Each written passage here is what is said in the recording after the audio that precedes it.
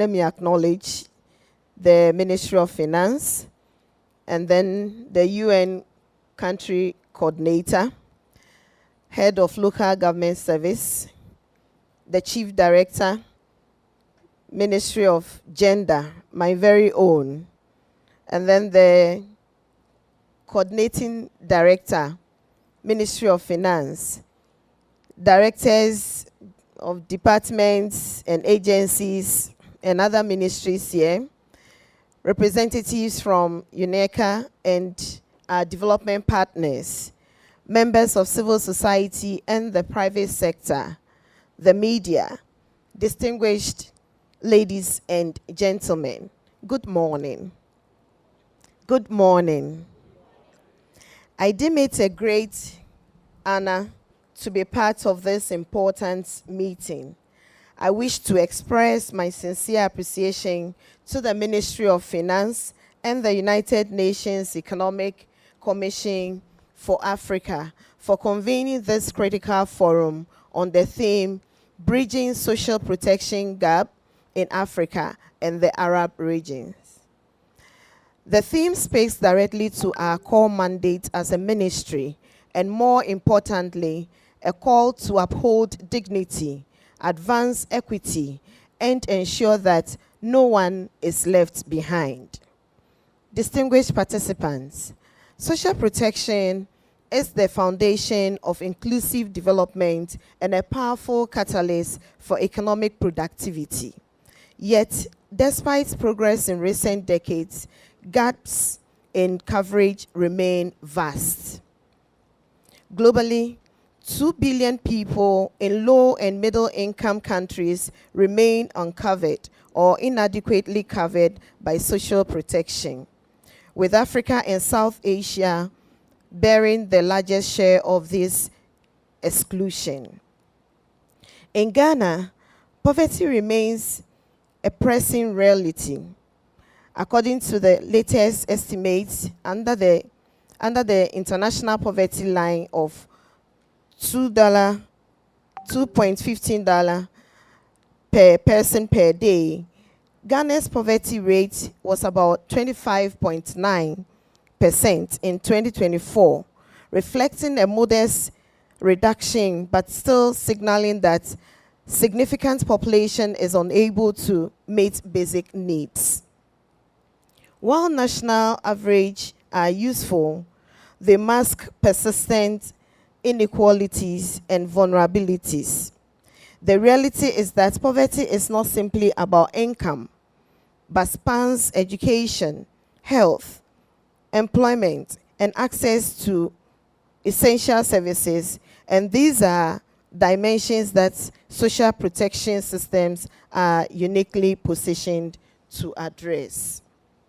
In Ghana, social protection programs, including the Livelihood Empowerment Against Poverty, LEAP Cash Transfer Program, the Ghana School Feeding Program, Capitation Grants, National Health Insurance Scheme, and others, play a critical role in supporting vulnerable households. Distinguished ladies and gentlemen, under the reset agenda of the government of His Excellency John Dramani Mahama, we are advancing reforms to strengthen Ghana's social protection interventions and expand coverage. The ministry is currently undertaking a reassessment of the LEAP, aiming to increase coverage from 350,000 to 400,000 households in March or by March 2026, an important step toward supporting extremely poor families to meet essential consumption needs.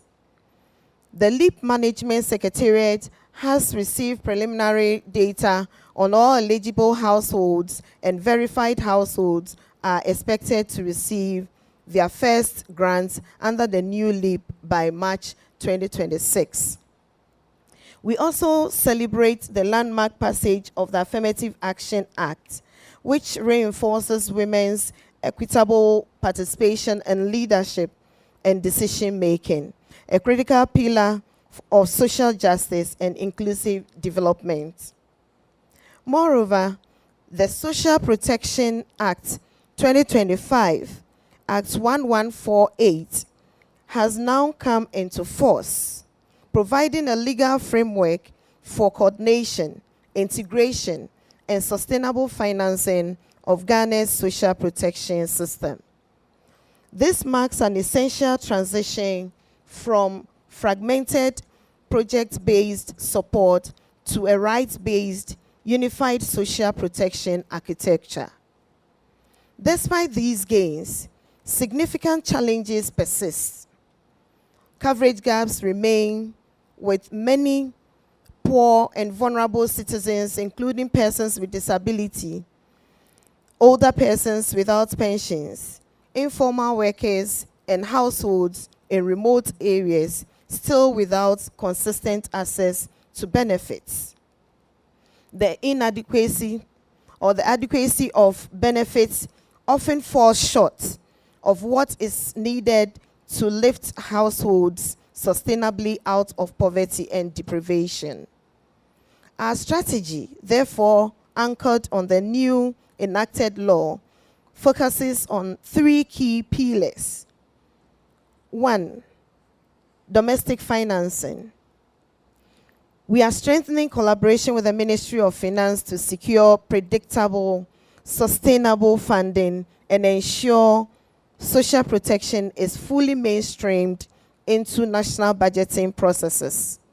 We have currently ensured that the LEAP benefits are indexed against inflation to protect real incomes. 2, system integration. We will leverage the Ghana card as a unique identifier to build a unified national social protection social registry under the Ghana National Household Registry. This will enhance targeting, reduce duplication, and enable seamless linkages to health, education, employment, and complementary services. 3, shock responsiveness.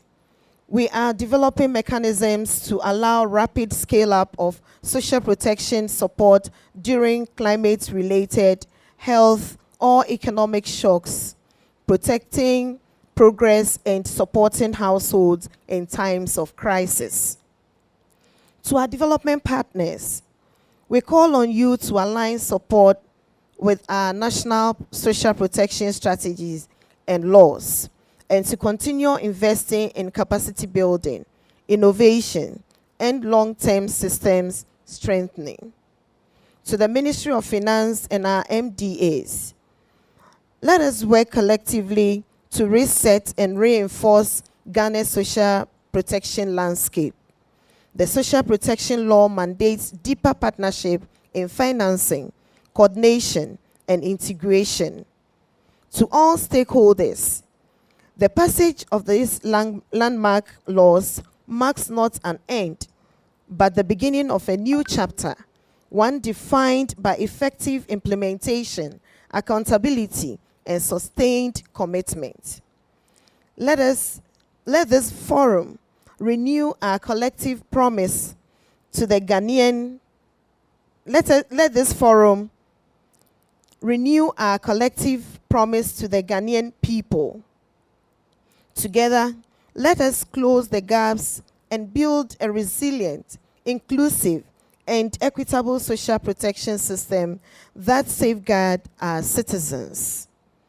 United in purpose, we can secure dignity, opportunity, and hope for all. I wish us successful deliberation, and I thank you for your kind attention.